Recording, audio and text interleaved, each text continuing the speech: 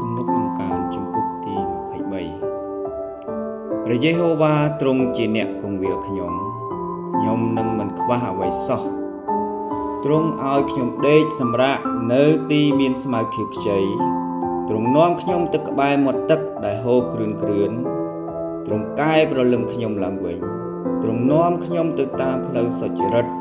ដោយយល់ដល់ព្រះនាមទ្រង់ទោះបើទូលបង្គំដើរកាត់ច្រកភ្នំនៃម្លប់សេចក្តីស្លាប់ក៏ដោយគង់តែមិនខ្លាចសេចក្តីអាក្រក់ណាឡើយត្បិតទ្រង់គង់នៅជាមួយនឹងទូលបង្គំប្រនងហើយនឹងដំបងរបស់ទ្រង់កំសាន្តចិត្តទូលបង្គំទ្រង់រៀបតុនៅមុខទូលបង្គំចំពោះពួកខ្មាំងសត្រូវផងទ្រង់ចាក់ប្រេងលាបលើក្បាលទូលបង្គំ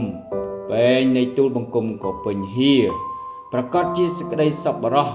និងសេចក្តីមេត្តាករុណានឹងជាប់តាមខ្ញុំរាល់តែថ្ងៃដល់រាបដល់អស់មួយជីវិតខ្ញុំ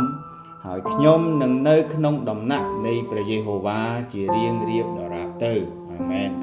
Thank you Lord